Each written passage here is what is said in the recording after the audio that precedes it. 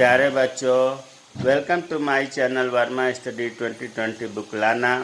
मैं UP board के class 11 के छात्र छात्राओं के लिए ज्योग्राफी सब्जेक्ट को हिंदी माध्यम से मैं फुल कोर्स कराऊंगा। यदि आप फुल कोर्स करना चाहते हैं तो मेरे चैनल को सब्सक्राइब कीजिए और बेल आइकन को प्रेस करना ना भूलें, ताकि जो भी वीडियो मैं अपलोड करूं उसका नोटिफिकेशन आपको सबसे पहले मिल सके। भौतिक भूगोल के मूल सिद्धांत पुस्तक में चैप्टर 4 चल रहा है, महासागरों और महाद्वीपों का वितरण। इसमें हम लोग पढ़ रहे थे प्लेट टेक्टोनिक थियरी। इसका पार्ट ए कल हमने वीडियो में पढ़ा दिया है। अगर आप नहीं पढ़े हैं तो आई बटन को क्लिक करके उसे ज़रूर पढ़ें, अन्यथा आज का वीडियो समझ में नहीं आएगा। आज का बहुत महत्वपूर्ण है। प्लेट टेक्टोनिक थियरी में प्लेटों का जो संचरण होता है वो 3 प्रकार की प्लेट सीमाएं बनाती हैं, या ऐसे भी कह सकते हैं कि जो प्लेटों की गतियां होती हैं वो 3 प्रकार की होती हैं। तो प्लेटों की गतियां या प्लेट सीमाएं, कन्फ्यूजन नहीं होना है, एक ही चीज़ होती है। अब जो प्लेट की गतियां हैं 3 प्रकार की होती हैं। पहला होता है अभिसारी गति, अभिसारी गति या अभिसारी सीमा भी कह सकते हैं, अपसारी गति या अपसारी सीमा भी कह सकते हैं, रूपांतर गति या रूपांतर सीमा भी कह सकते हैं। अब जो है अभिसारी की कन्वर्जेंट बाउंड्रीज, अपसारी का डिवर्जेंट बाउंड्रीज, रूपांतर का ट्रांसफॉर्म बाउंड्री। अब आते हैं अभिसारी गति या अभिसारी सीमा किसे कहते हैं।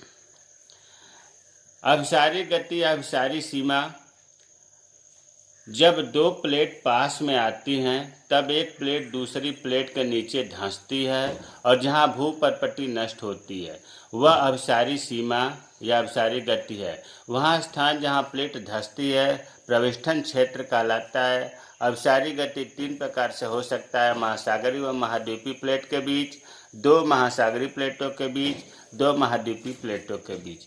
हमें पता है कि समझ में नहीं आया होगा, इसको चित्र के माध्यम से समझेंगे, बहुत आसानी से याद हो जाएगा। इस जरूरी नहीं है कि जो ये लिखा है इसे आप याद करें, आप चित्र को बना दें, चित्र के द्वारा ही व्याख्या कर दें तो नंबर अच्छे मिलेंगे। अब जैसे मान लीजिए कि पहले तो ये देखिए अभि की बात हो रही है और अगला जो प्रकार होगा वो अप है। अभि का मतलब होता है अभिनंदन से। अभिनंदन, किसी का अभिनंदन अगर करना हो तो क्या कहेंगे। जैसे आप मेले में सुने होंगे कि मेले में आए श्रद्धालुओं का हार्दिक अभिनंदन है। अभिनंदन का मतलब कि आए हैं, वो व्यक्ति पहले से है और दर्शनार्थी श्रद्धालु आए हुए हैं। इसका मतलब ये हुआ, अभी का मतलब हुआ कि 2 प्लेटें आती हैं, पास में आती हैं। अभिनंदन से आप अर्थ निकाल लो कि अभिनंदन में 2 लोग पास में आते हैं। उसी तरह से अभिसारी गति में 2 प्लेटें पास में आती हैं। चलिए सबसे पहले हम 2 प्लेटें बना देते हैं। इसको मैंने पहले इसलिए नहीं बनाया कि समझ में नहीं आएगा। एक प्लेट मान लिया ए हो गया और दूसरा प्लेट हो गया बी, और ये जो है पास में आ रही हैं। अभिनंदन दिखाना है तो पास में आ रही हैं, और इनका चलिए कुछ और दूरी नज़दीक कर देते हैं। पास में आ गई दोनों प्लेटें, ये इधर आ रही है, पास में आती रह जा रही हैं। अब इतना ये ज़रूरी है, कोई ज़रूरी नहीं कि दोनों प्लेटें समान वजन की होंगी। एक प्लेट भारी भी होगी और एक प्लेट हल्की होगी। चलिए हमने मान लिया कि ये प्लेट जो है भारी है और ये प्लेट उसके अपेक्षा हल्की है।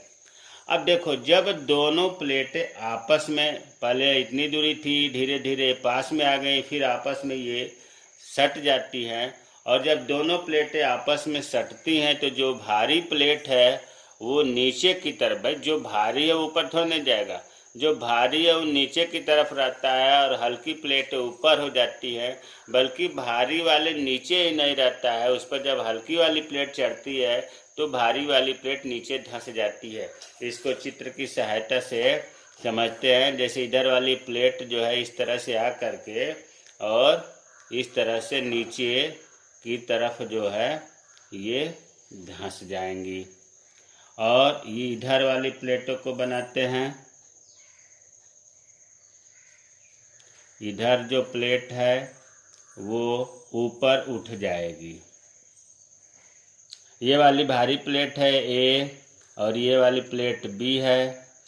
अब यहाँ देखो, जब दोनों प्लेट आती हैं तो ये भारी प्लेट नीचे की तरफ धंस जाती है और इसके ऊपर हल्की प्लेट जो है बी प्लेट हल्के ऊपर चढ़ जाती है और हवाएं अपने साथ धूल कंकड़ पत्थर यहाँ का जब टकराती हैं तो यहाँ जो है जो बीच में गैपिंग है वो भरता जाता है। और प्यारे बच्चों, अगर आप ध्यान से देखो तो यहाँ जो है इनके मतलब अभिसारी गति से वलित पर्वत का निर्माण हो जाता है।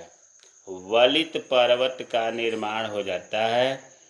आपने देखा कि वलित पर्वत जैसा लग भी रहा है, निर्माण होता है।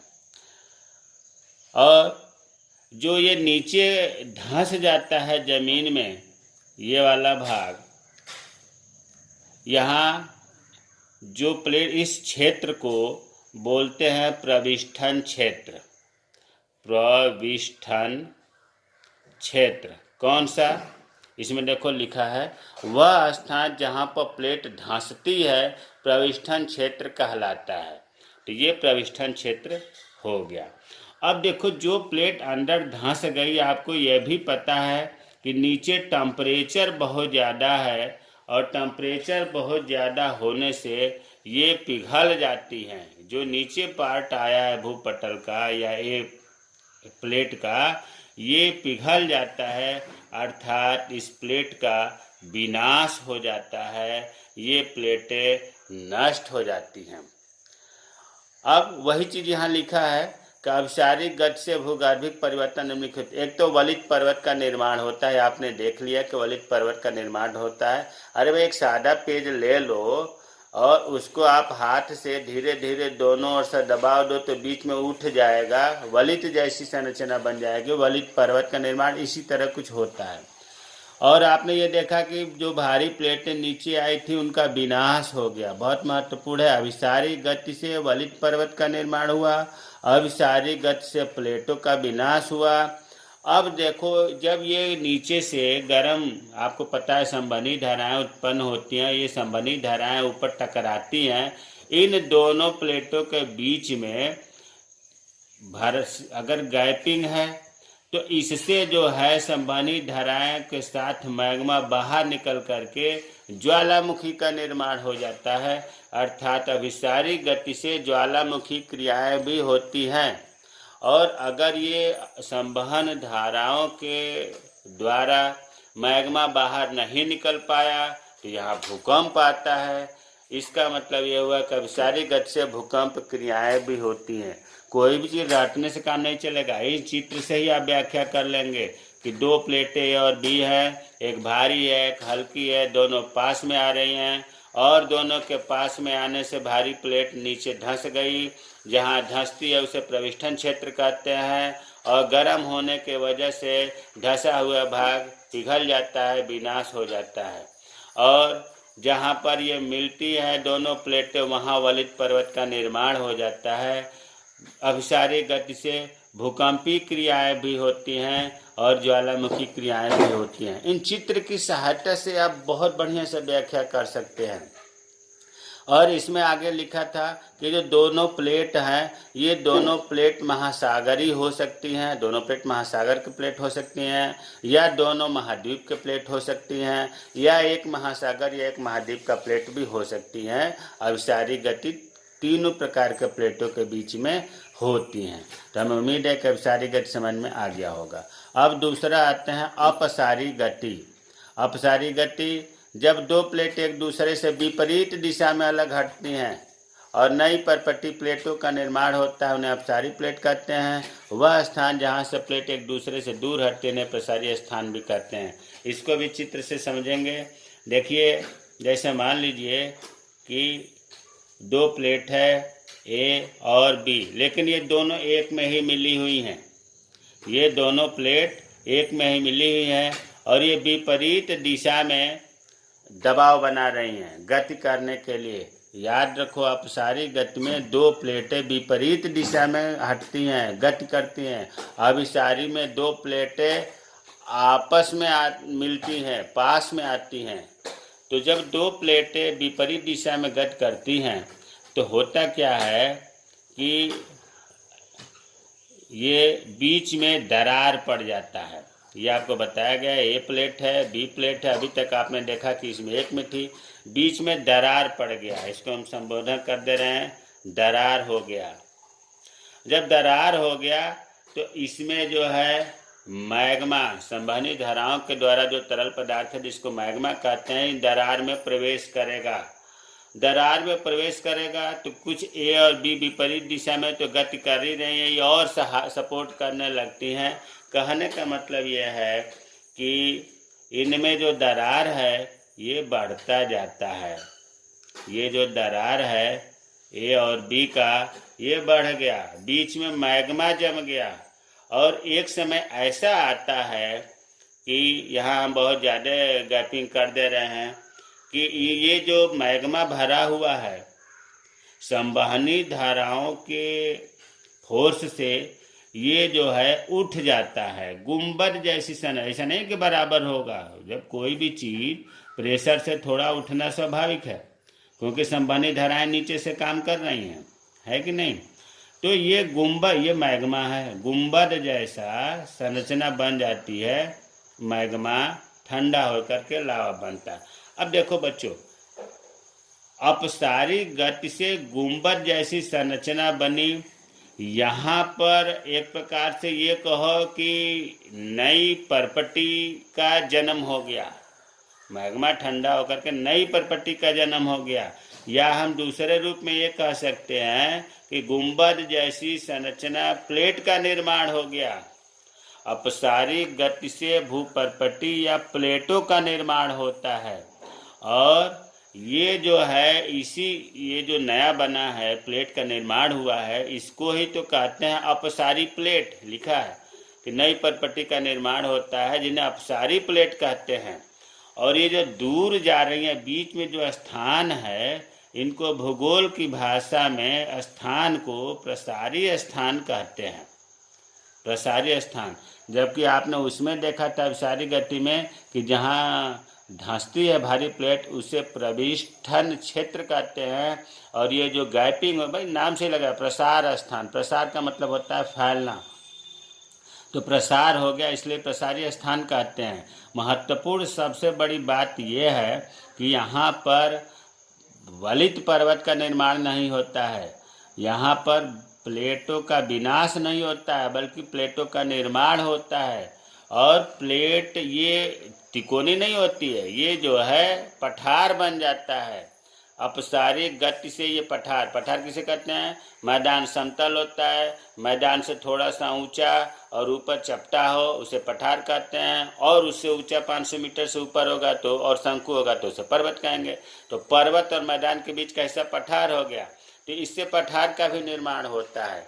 और ज्वालामुखी क्रियाएं होती हैं, लेकिन उससे कम होती हैं। भूकंपीय क्रियाएं भी बहुत कम होती हैं, किसके अपेक्षा? अभिसारी गति के। तो अपसारी गति की बात मेन निष्कर्ष क्या निकला? निष्कर्ष निकला कि दो प्लेटें विपरीत दिशा में गति करती हैं, इनमें दरार पड़ता है, इन दरारों के बीच में मैग्मा ठंडा होता है और धीरे धीरे ये गुंबद जैसी संरचना बन जाती है, जिसे हम अपसारी प्लेट कहते हैं। और जो बीच में स्थान खाली होता है, जो प्रसार हुआ रहता है, उसे प्रसारी स्थान कहते हैं। अपसारी गति से प्लेटों का निर्माण होता है, भूपरपटी का निर्माण होता है, गुंबद से पठार का निर्माण होता है। भूकंपीय घटनाएं बहुत कम होती हैं, ज्वालामुखी क्रियाएं भी बहुत कम होती हैं, वलित पर्वत का निर्माण तो होता ही नहीं है। अब तीसरा है रूपांतर गति सीमा, जहाँ न तो प्लेटों मतलब नई परपटी का निर्माण होता है और न ही प्लेटों का विनाश होता है, उन्हें रूपांतर सीमा कहते हैं। इसका कारण है इस सीमा गति पर प्लेटें एक दूसरे के साथ साथ क्षैतिज दिशा में सरक जाती हैं। चलो इसको भी समझ लेते हैं। जैसे मान लो ये दो प्लेट है, एक प्लेट ए हो गया, इधर की तरफ गति कर रही है, और दूसरी प्लेट जो है इसी के समानांतर, इसलिए इसे समानांतर गति भी कहते हैं, इसके विपरीत दिशा में गति कर रही है, और बीच में दोनों प्लेट में घर्षण हो रहा है। देखो ये समान अंतर पर गति कर रही है, लेकिन रगड़ के चल रही हैं, आपस में एक दूसरे पर चढ़ नहीं रही हैं, विपरीत दिशा में या पास में नहीं आ रही। ये जो है समानांतर अंतर पर ये गति करे, इधर ये इधर ये। तो जब ये बीच में गति करेंगी तो इन्हीं किनारों पर क्या होगा, भूकंप आएगा। बहुत ज़्यादा ऊर्जा इससे निकलती है, जब दोनों कोई चीज़ रगड़ा जाता है तो ऊर्जा निकलती है, और ऊर्जा निकलने से यहाँ भूकंप बहुत ज़्यादा आता है। इन किनारों पर जो भी देश स्थित हैं वहाँ पर जापान है, जापान जो है जब दिन भर में बहुत भूकंप आता है, जबकि जो बीच में सेंटर में देश हैं वो वहाँ भूगर्भीय क्रियाएं बहुत कम होती हैं, ना के बराबर होती हैं। तो रूपांतर गति से भूकंपीय घटनाएं बहुत ज़्यादा होती हैं, और यहाँ प्लेटों का निर्माण नहीं हो रहा है, जैसे आपने अपसारी गति में देखा। प्लेटों का विनाश भी नहीं हो रहा है, जैसे आपने अभिसारी गति में देखा। लेकिन यहाँ इतना जरूर हो रहा है कि प्लेटों का किनारे टूट फूट रहा है। टूटने को विनाश थोड़े नहीं कहेंगे। तो वही चीज़ लिखा है, भूकंपीय घटनाएं बहुत ज़्यादा होती हैं, किनारों पर प्लेटों का टूटना फूटना होता है। और वलित पर्वत का निर्माण तो होना संभव ही नहीं है, इसमें वलित पर्वत नहीं बनता है, पठार का भी निर्माण नहीं होता है, और ज्वालामुखी क्रियाएं भी नहीं होती है। क्योंकि ज्वालामुखी क्रियाएं कैसे होंगी आप सोचो, क्योंकि एक समान अंतर पर सरक रही है, इधर इधर, तो ज्वालामुखी थोड़ी ना, भूकंप आएगा रगड़ से। तो भूकंप रूपांतर गति से जो है आप समझ लिए होंगे कि भूगर्भीय क्रियाएं क्या क्या होती हैं। अब जो गति था प्लेटों का या संचरण की जो सीमाएं था, 3 प्रकार का बताया गया, अभिसारी गति, अपसारी गति, रूपांतर या समानांतर गति बहुत महत्वपूर्ण है, इम्तिहान में पूछा जाता है। और प्लेट प्रवाह दरें, मतलब ये प्लेटें जो सरकती हैं, जो गति करती हैं या विस्थापित होती हैं या टेक्टोनिक होती हैं, ये किस स्पीड से होती है। तो कभी कभी जानकारी रहना चाहिए, ज़्यादा कठिन नहीं है। सभी प्लेटों का प्रवाह जो है, प्रवाह का मतलब विस्थापन होना, गति से है, अलग अलग होती है। आर्कटिक कटक, आर्कटिक कटक का जो प्रवाह दर है विस्थापन सबसे कम है, 2.5 सेंटीमीटर एक वर्ष में, 2.5 सेंटीमीटर से भी कम आर्कटिक कटक की जो प्लेटें हैं वो सरकती हैं, एक वर्ष में 2.5 सेंटीमीटर से भी कम। और सबसे ज़्यादा कहाँ, पूर्वी द्वीप के निकट पूर्वी प्रशांत महासागरीय उभार। भाई पूर्वी द्वीप के निकट इतना याद रखो, पूर्वी प्रशांत, प्रशांत का पूरब में जो, प्रशांत महासागर के पूरब में जो उभार है उसकी प्रवाह दर, मतलब सरकने की दर, विस्थापित होने की दर सबसे अधिक है। कितना है, एक वर्ष में 5 सेंटीमीटर से भी अधिक। तो सबसे कम और सबसे अधिक याद रखना है। और इतना है कि सभी प्लेटें जो होती हैं, आपने देखा कि बड़ी प्लेटें 7 हैं, छोटी प्लेटें 23 हैं, इनके जो प्रवाह की गति है वो अलग अलग है। प्यारे बच्चों, क्या कभी मन में प्रश्न आया कि ये प्लेटों की गति होती कैसे है? ये संवहनी धाराओं के कारण होता है। संवहनी धाराएं पढ़ाया गया आर्थर होम्स के अनुसार। इसमें ये बताया गया था कि कोर होता है, कोर बहुत गर्म होता है, इसके ऊपर रेडियो एक्टिव पदार्थ होते हैं जिसमें थोरियम, यूरेनियम, कैडमियम होता है। गर्म की वजह से रेडियो एक्टिव पदार्थ में विघटन होता है, इससे संवहन धाराएं निकलती हैं, इससे ऊर्जा निकलती है जो मैग्मा के ऊपरी मेंटल में संवहन धाराएं बन जाती हैं, और ये संवहन धाराएं भूपटल पर जाती हैं और प्लेटों को विस्थापित करती हैं, गति सरकाती हैं। तो मुझे उम्मीद है कि आज जो है ये प्लेट टेक्टोनिक थियरी समझ में आ गया होगा। इसमें 2 पार्ट था, बहुत अच्छे से बताने का प्रयास किया हूँ। कैसा वीडियो लगा कमेंट बॉक्स में कमेंट करें, क्या सुधार करना चाहिए इसे भी बताएं। जय हिंद, जय भारत।